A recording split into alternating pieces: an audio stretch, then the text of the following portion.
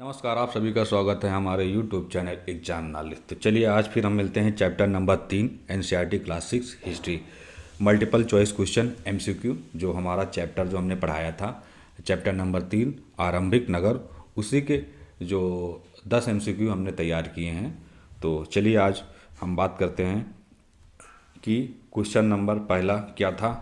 ये जो चैप्टर हमने पढ़ाया, ये चैप्टर से हमने 10 एमसीक्यू तैयार किए हैं। तो इसलिए मैंने एमसीक्यू पढ़ा रहा हूँ कि आप जो चैप्टर को पढ़ेंगे तो एमसीक्यू के थ्रू आप समझ पाएंगे क्वेश्चन कैसे आते हैं, कैसे बनते हैं और कैसे हमें सॉल्व करना है। ठीक है, तो चलिए हम बात करते हैं कि क्वेश्चन नंबर 1। ठीक है, क्वेश्चन नंबर हमारा जो 1 है वो है कि मनुष्य ने सबसे पहले किस चीज़ को पालतू बनाया। आपको पता होगा कि जो आरंभिक नगर चैप्टर नंबर 3 जो पढ़े हैं, आपको पता होगा कि मनुष्य ने सबसे पहले किस चीज़ को पालतू बनाया। वो था क्या? कुत्ता। Option C is right answer. Option C right answer is कुत्ता। ठीक है, अब क्वेश्चन नंबर 2 है खेती की शुरुआत सबसे पहले कहाँ मानी जाती। खेती की जो शुरुआत हुई थी वो सबसे पहले कहाँ मानी जाती है। नंबर ए दक्षिण भारत, नंबर बी उत्तरी भारत, नंबर 3 सी पूर्वी एशिया, नंबर डी पश्चिमी एशिया। इसका जो सही आंसर होगा वो होगा ऑप्शन डी, यानी कि right answer is Paschim Asia. खेती की शुरुआत सबसे पहले कहाँ मानी जाती है? पश्चिम एशिया।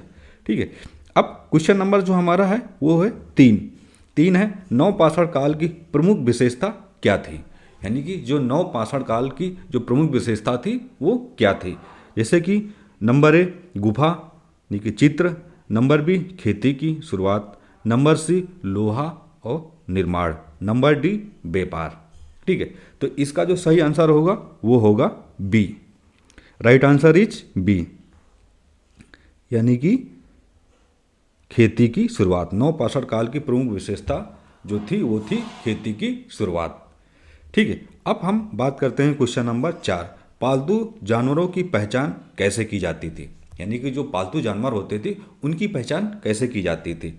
वे नंबर ए जैसे वो जंगल में रहते थे, नंबर बी या उनके दांत छोटे होते थे, नंबर सी वे मनुष्यों पर निर्भर रहते थे। यानी कि जो पालतू जानवर होते थे वो मनुष्य से लाड प्यार करते रहते थे, मनुष्य पर निर्भर रहते थे।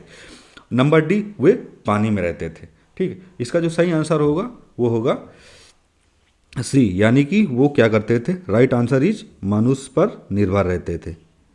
जो पालतू जानवर होते थे वो क्या होते थे? मनुष्य पर निर्भर रहते थे, क्योंकि जो पालतू जानवर होते थे वो मनुष्य उनसे प्रेम करता था, तो वो जानवर ही मनुष्य से प्रेम करते रहते थे। तो वो क्या होते थे, उनका खाना पीना रहना हर चीज़ वो मनुष्य पर निर्भर हो जाता था। जो पालतू जानवर होते थे वो क्या होते थे? मनुष्य पर निर्भर रहते थे। ठीक है, अब क्वेश्चन नंबर 5, बर्तन बनाना किस काल में शुरू हुआ। ठीक है, ये क्वेश्चन नंबर जो 5 है वो क्वेश्चन ये पूछ रहा है कि बर्तन बनाना किस काल में प्रारंभ हुआ, यानी कि शुरू हुआ।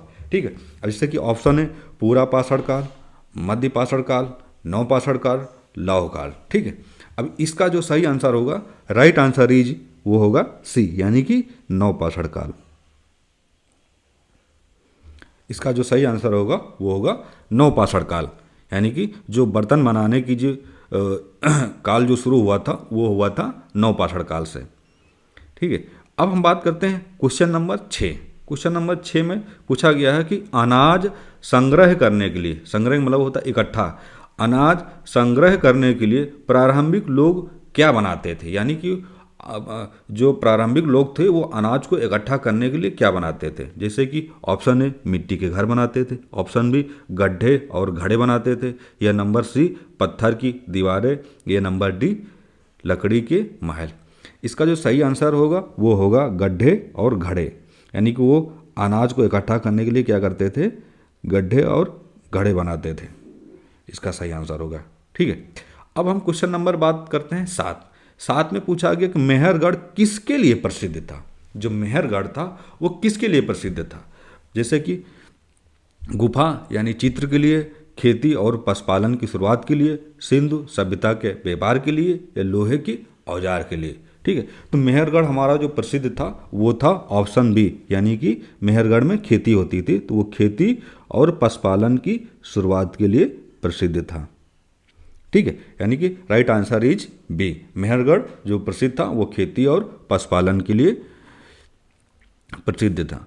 ठीक है, अब बात करते हैं नंबर 8, पालतू जानवरों में दांतों का घिसना किसका संकेत होता था? जो पालतू जानवर होते थे अगर वो दांत घिसते थे, अपने दांत कटकटाते थे, तो वो किस चीज़ का संकेत करते थे? ठीक है, वो किस चीज़ का संकेत कर, जैसे अभी भी बिल्ली या कुत्ता जो भी भौंकता है तो कहते हैं कि ये कुछ होने वाला है, क्योंकि शायद कहते हैं लोग कि उन लोगों को कुछ ना कुछ पता चल जाता है। ठीक है, तो जैसे कि पालतू जानवरों में दांतों का घिसना किसका संकेत होता था? जैसे कि ऑप्शन ए जंगली जीवन, नंबर बी धातु खाना मनुष्यों द्वारा खिलाया जाना, या बीमारी। इसका जो सही आंसर होता था वो होता था मनुष्यों द्वारा खिलाया जाना। ठीक है, यानी कि मनुष्यों द्वारा जो खाना खिलाया जाता था वो उसके लिए वो अपना क्या करते थे, जो पालतू जानवर होते थे वो अपना दांत घिसते थे। ठीक है, अब क्वेश्चन नंबर जो 9 है, यानी कि कृषि शब्द का मूल अर्थ क्या है? जो कृषि शब्द है उसका मूल अर्थ क्या है? ऐसे ही क्वेश्चन आते रहते हैं। तो कृषि शब्द का मूल अर्थ है घर बनाना, जंगल काटना, खेती करना, यात्रा करना। ठीक है, आप सबको पता होगा कि कृषि शब्द का मूल अर्थ है वो जो है main right answer is C, यानी कि सही जो है वो है खेती करना। कृषि शब्द का मूल शब्द का अर्थ यही होगा कि यानी कि खेती करना। ठीक है, अब क्वेश्चन नंबर 10, ये हमारा लास्ट क्वेश्चन है। नव पाषाण कालीन लोगों के घर में अक्सर क्या पाया जाता था? जो नव पाषाण कालीन के लोग रहते थे उनके घर में क्या पाया जाता था? ये क्वेश्चन पूछ रहा है। जैसे कि खिड़कियाँ, गोलाकार और चौकोर घर, लोहे के दरवाजे या ऊंचे महल। ठीक है, जो इसका सही आंसर होगा वो होगा गोलाकार और चौकोर घर, यानी कि जो नव पाषाण काल के जो घर होते थे वहाँ पे ये गोलाकार और चौकोर घर पाए जाते थे।